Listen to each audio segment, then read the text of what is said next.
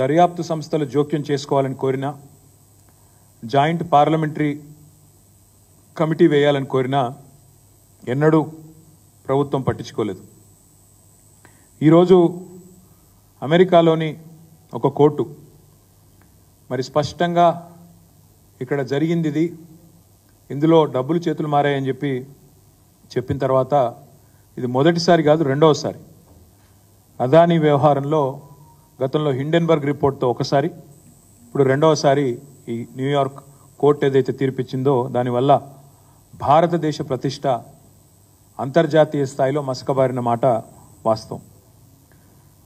సరే, దాని వెనకాల ఉన్న పెట్టుబడిదారులు, ఎంతోమంది ఇన్వెస్టర్లు, పబ్లిక్ లిస్టెడ్ కంపెనీలలో పెట్టుబడి పెట్టిన కొంతమంది మదుపరులు అంటే ఇన్వెస్టర్లు, చిన్న చిన్న వాళ్ళు కూడా నష్టపోయినారు. కాకపోతే ఒకటి మాత్రం వాస్తవం, గత 10 ఏళ్ల పాటు కేసీఆర్ గారి ప్రభుత్వం తెలంగాణలో ఉన్నంతకాలం అదానీ ఎంత ప్రయత్నం చేసినా, ఎన్ని రకాలుగా ఆనాడు మమ్మల్ని కన్విన్స్ చేసే ప్రయత్నం చేసినా, ఆనాడు నేను పరిశ్రమల శాఖ మంత్రిగా కూడా ఉన్నాను, ఏనాడు కూడా మేము ఈరోజు అక్కడ కేంద్రంలో బీజేపీ, ఇక్కడ రాష్ట్రంలో రేవంత్ రెడ్డి గారు ఎర్రతివాచి పరిచి ఏదైతే స్వాగతం పలికారో మేము మాత్రం ఆ పని చేయలేదు. ఎన్నడూ ఆయన నిబంధనలకు మేము ఒప్పుకోలేదు. ఒకటి వాస్తవం, రేవంత్ రెడ్డి ప్రభుత్వం రాగానే మరి బడాబాయ్ ఆదేశం ఇచ్చినట్టున్నారు, చోటాబాయ్ అమలు చేసినట్టున్నారు.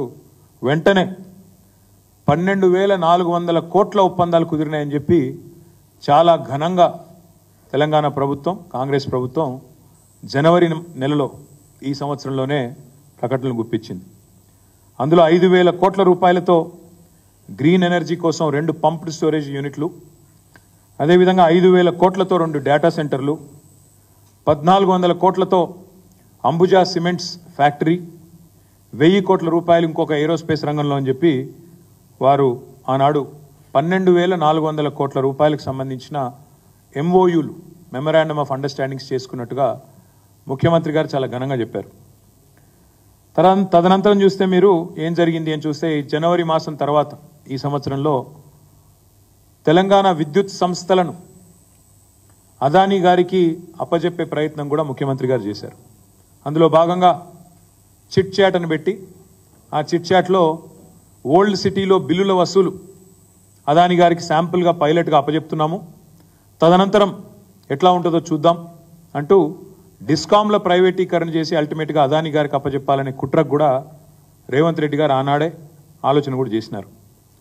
ఇక మొత్తం అక్కడ రామన్నపేటలో, యాదాద్రి జిల్లా రామన్నపేటలో ఆ మండల ప్రజలు మొత్తం వ్యతిరేకిస్తుంటే, ఇక్కడ వద్దే వద్దు సిమెంటు పరిశ్రమ, కాలుష్యం వస్తుంది, ఇక్కడ నుంచి ఆ కాలుష్యం మొత్తం పోయి మళ్ళీ మూసీలోనే పడుతుంది, ఏ మూసీనైతే మీరు ఉద్ధరిస్తామంటున్నారో ఆ మూసీకి మళ్ళీ ఈ మురికి మీరే అంటించిన వాళ్ళు అవుతారు, వద్దు ఇక్కడ సిమెంటు పరిశ్రమ అని చెప్పి రామన్నపేటలో వేలాది మంది ప్రజలు, మా నాయకులు చిరుమర్తి లింగయ్య గారితో సహా, స్థానికంగా ఉండే ఇతర పార్టీల నాయకులతో సహా వేలాది మంది ప్రజలు ఆందోళన చేసిన ప్రజాభిప్రాయ సేకరణ విషయంలో మరి దాన్ని కూడా బలవంతంగా కేవలం బడాబాయ్ ఆదేశం, చోటాబాయ్ అనుసరించి దాన్ని కూడా అప్పచెప్పే ప్రయత్నం, అక్కడ ప్రజాభిప్రాయ సేకరణ కూడా ఒక ప్రహసనంగా, ఒక తంతుగా ముగించే ప్రయత్నం చేసినారు. స్కిల్ యూనివర్సిటీ, దానికి సడన్గా అదానీ గారి మనసు విశాలమయ్యి, హృదయం వైశాల్యం పెరిగి 100 కోట్ల రూపాయలు స్కిల్ యూనివర్సిటీకి భారీ విరాళం వారు అందజేసినారు. ఇవన్నీ ఒక కుట్రకు, ఒక స్పష్టమైన ఎజెండాకు తార్కాణంగా మేము భావిస్తూ ఉన్నాం. తెలంగాణలో ఇవాళ 12,400 కోట్లు అని చెప్పి మరి ఒక కొత్త అదానీ సామ్రాజ్యాన్నే విస్తరణలో భాగంగా ఇక్కడ పలు రంగాల్లో, సిమెంట్లో కావచ్చు, డిస్కామ్లో కావచ్చు, ఏరోస్పేస్లో కావచ్చు, ఇంకో దానిలో కావచ్చు, వారు తీసుకొచ్చే ప్రయత్నం చేసినారు.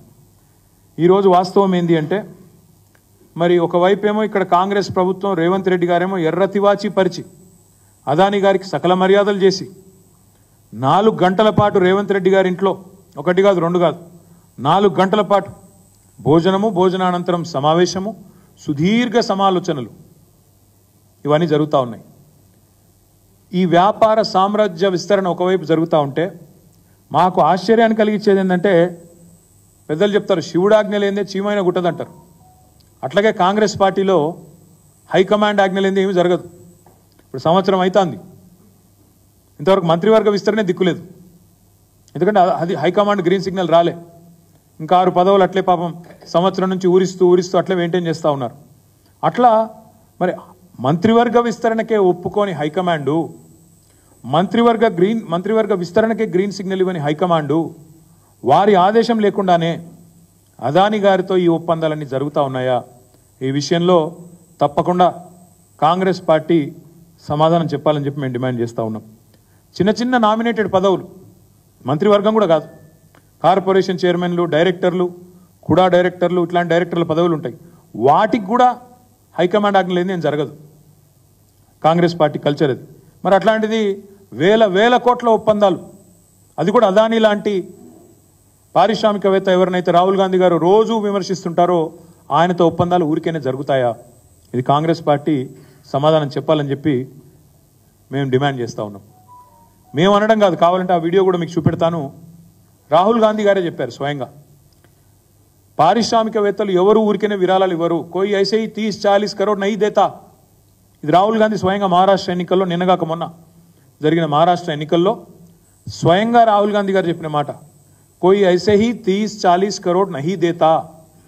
ఊరికనే 30-40 కోట్ల విరాళాలు ఎవరు ఇవ్వరు, ఏదో పెద్దది ఆశించే వ్యాపార ప్రయోజనాల కోసమే, అందులో నీకింత నాకింత అని చెప్పి ఇస్తారు అని రాహుల్ గాంధీ గారే స్వయంగా చెప్పారు. మరి 30-40 కోట్ల ఎవరు ఉత్తగీయకపోతే 100 కోట్లు అదానీ గారు విరాళంగా ఇస్తున్నానంటే మరి ఇక్కడ కాంగ్రెస్ ప్రభుత్వం తీసుకున్నది కదా. మరి రాహుల్ గాంధీ మాటను కాదని తీసుకున్నారా, లేదా రాహుల్ గాంధీ మాటను పెడచెవిన పెట్టి తీసుకున్నారా, లేదా రాహుల్ గాంధీకి తెలిసే తీసుకున్నారా కూడా కాంగ్రెస్ పార్టీ నాయకత్వం తెలంగాణలో సమాధానం చెప్పాలి. అదే మాదిరిగా తెల్లారలేస్తే చెప్తుంటారు ప్రాంతీయ పార్టీలకు స్థానం లేదు, మాది జాతీయ పార్టీ అంటారు. మరి జాతీయ పార్టీకి జాతీయ విధానం ఉండాలి, ఒకటే విధానం ఉండాలి జాతికి.